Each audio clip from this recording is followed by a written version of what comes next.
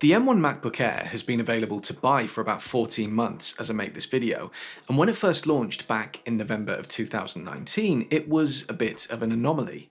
Because for the first time ever, you could purchase a MacBook Air or a 13-inch MacBook Pro and have essentially the same computer, thanks to the inclusion of the M1 chip, with the only real difference of note being that the Pro model had the inclusion of an active cooling system and could therefore push that M1 chip a little bit harder than the passive cooling system of the Air.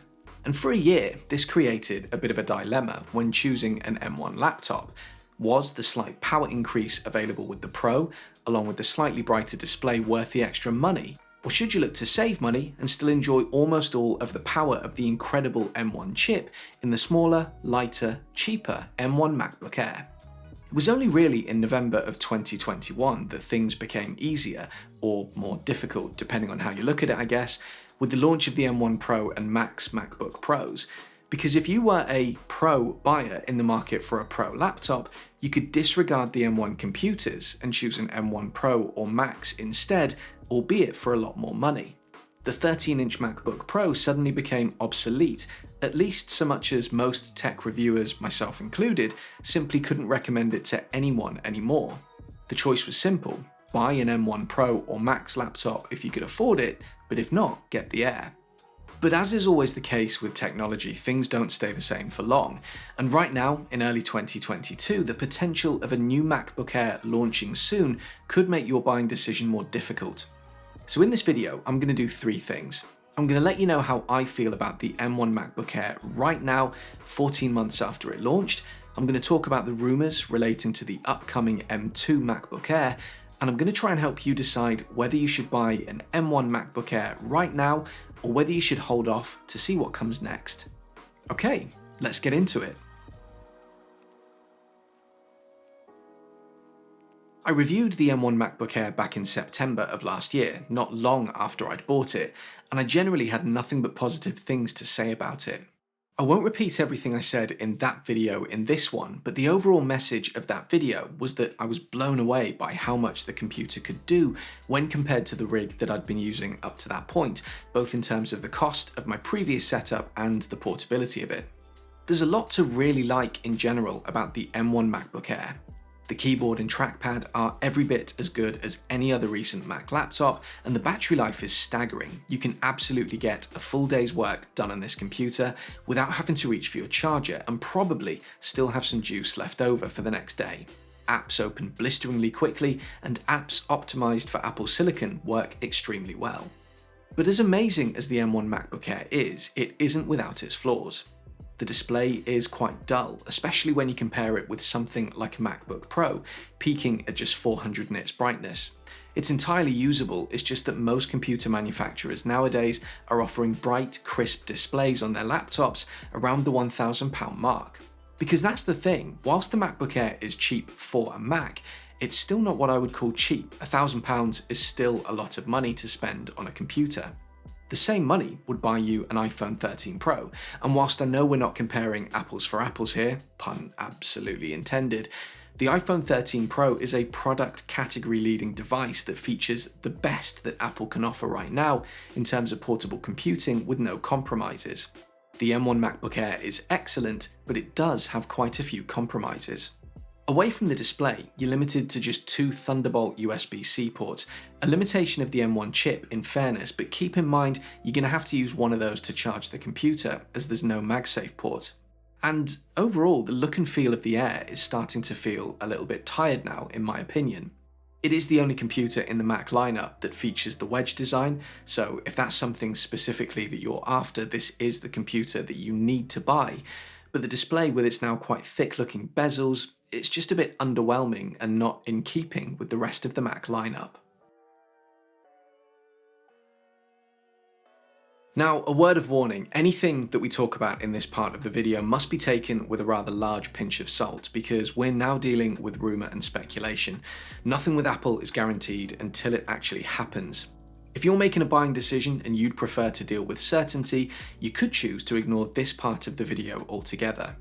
But if you're willing to wait and remain open-minded about what could be coming soon, it might be worth saving your money, at least for the time being, as the next MacBook Air is rumoured to be very different from the current one.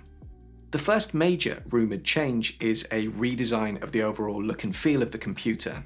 It's clear that Apple are finally trying to draw a real distinction between consumer users and pro users, building powerhouse computers for the latter and more consumer-friendly computers for the former. The new M1 Pro MacBook Pro, for example, is a pretty boxy, clunky-looking computer, but it's been built for power and convenience.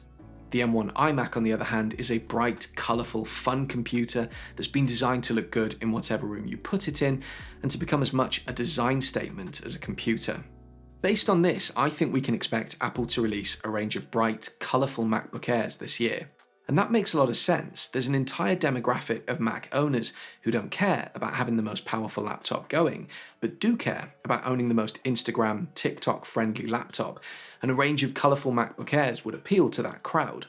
Rumour has it that we can also expect the new MacBook Air to feature a more squared off, less tapered design than its predecessor, more in keeping with the new MacBook Pros, with a colour contrast between the body of the unit and the keyboard. The display is likely to see an improvement in the new MacBook Air, although how much of an improvement it will get is uncertain. The new MacBook Pros feature mini LED screens complete with ProMotion technology, but that new tech will also have contributed to pushing the price of the M1 MacBook Pros up. Apple are going to be keen to keep the MacBook Air as affordable as possible, so quite how many of these upgrades make it to the new computer remains to be seen. My guess is that we might see mini LED or ProMotion, but probably not both. One area where I do feel confident we're likely to see a marked improvement is in the webcam. The webcam in the current M1 MacBook Air is 720p and it's awful. Whilst we're still not seeing full HDR 4K webcams in Apple's lineup, the M1 Pro and Max MacBook Pros both feature a 1080p webcam, and the difference is huge. They also feature improved speakers and microphones, which I'd also anticipate seeing in the new Airs. I also think we're going to see the inclusion of a notch. I think Apple including this in the MacBook Pros was a statement. It's clear that Apple are focusing on delivering excellent displays with slim bezels without relying on bleeding-edge technology that would allow them to hide things like webcams and possibly even Face ID underneath a display. It doesn't mean that this technology isn't coming, it's just not coming right now, and when it does, I think it will come to the high-end models first. In terms of ports, I think we might get MagSafe for charging, but beyond that I don't anticipate changes.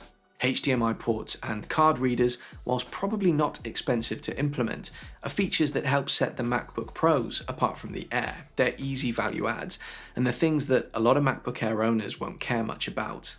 I think it will be a MagSafe power port, 2 Thunderbolt USB-C ports, and a headphone port, nothing more, although I do think you might be able to run more than one external display off of those ports if that's of value to you. Where it all becomes a little bit more difficult to predict then is in terms of the power of the new computer, at least specifically. The M2 chip will undoubtedly be faster, more capable, more efficient than the M1 chip, but it's likely that it won't be as powerful overall as the M1 Pro or Max chips, which is important if you think about it. If Apple were to release the M2 MacBook Air in the first half of this year, they need to ensure that it sits very firmly in its own product category and doesn't pull sales away from the Pro models. But when you consider that the current M1 MacBook Air is an insanely capable computer, adept at everything from major office tasks to music production to 4K video editing, that's still pretty exciting. Technologies like an improved neural engine and a slimmed down version of the media engine found on the new MacBook Pros are both possibilities for the new MacBook Air. An important question that I think needs answering is around the target audience of the MacBook Airs. It's easy to dismiss these as the consumer computers, and in my eyes, a consumer is anyone who doesn't regularly complete paid work on their computers. But to suggest that everyone who completes paid work on their computers needs to purchase a MacBook Pro is also a bit short-sighted. Yes, the MacBook Air, in bright colours, would appeal to the Starbucks drinking TikTok generation, but in more muted tones it would also appeal to the business traveller who wants a capable computer that takes up as little space as possible. Because I think with clever marketing, Apple have an opportunity to position the new MacBook Air as the best of both worlds. This is the best fun computer on the market, but it's also the best non-pro entry-level computer in terms of bang for your buck. This is probably the trickiest question to answer, simply due to the number of unknowns. In terms of when we might see this new computer, there's not much to go on, and we live in uncertain times. Looking back at the past couple of years, Apple's biggest updates to their computer hardware have typically come towards the end of the year. The M1 Macs launched in November of 2020, and the M1 Pro and Max MacBook Pros launched in October of 2021. September is almost certainly off of the cards. That's usually reserved for the iPhone and iPad, and companies tend not to launch major new computers in the summer.